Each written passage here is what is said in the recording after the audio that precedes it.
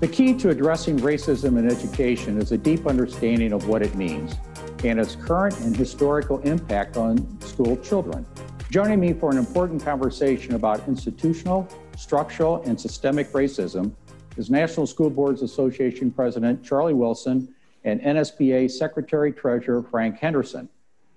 Charlie Wilson is an avid supporter of public education and an active member in his community. He serves on his local Board of Education in Worthington City Schools, Ohio, for the past 12 years. Charlie is passionate about the topic of racism in education and has spoken numerous times over the last several years. In addition to his role as NSBA's Secretary-Treasurer, Frank Henderson also serves on his local school board, the Seaman Unified School District 345 School Board in Topeka, Kansas. Frank played an important role in creating NSBA's DIRE initiative, which we'll talk more about shortly. That is a comprehensive and well thought out initiative that there's much to gain. So Charlie and Frank, welcome. Thank you. Thank you. So let's start with an overview before we jump into our in-depth conversation. Charlie, as president of the National School Boards Association, representing state school boards supporting 90,000 school board members, what do you see as the importance of this year's 2020 CUBE annual conference, and what challenges do you give to the attendees and other school boards? Thank you very much, Dennis. This is a challenging time and an important time and a perfect time for all of us to get together, because CUBE is all about community. And the pandemic that we are currently living in has certainly underscored just how important it is to engage with and to support those in similar work across the country. So right now, our work as school board members is more important than ever. And the issues that this year's CUBE conference addresses are very big issues. Nobody can solve them alone. But I am confident in our locally elected school board members, and we will overcome these challenges when we come together. Even in this age of social distancing, we can come together to share ideas, have discussions, and celebrate our progress and our successes. So I challenge all the attendees to this CUBE conference to lean into this work and participate in the process. We need every voice at the table, so please speak up, ask questions, and make connections. And when the conference ends, make sure to continue this work and know that you can lean on, first of all, your state school boards association, and always the National School Boards Association. Thank you. Well, Charlie, well said. Frank, you serve as Secretary-Treasurer of NSBA and played an important role in creating the DIRE initiative. Provide with us an overview of the goals of DIRE and its major components, and then later in our conversation, look forward into getting into the details further.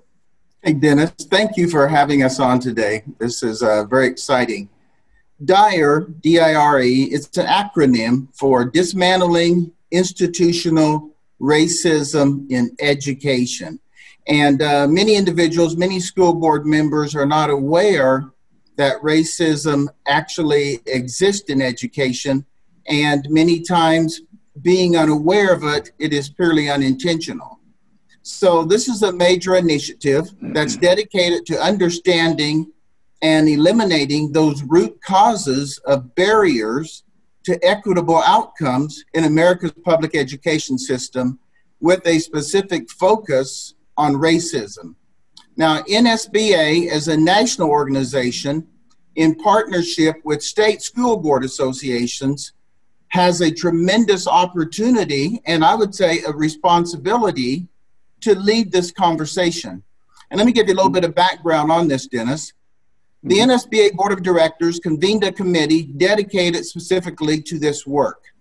And from that committee, the DIRE National Advisory Steering Committee was formed.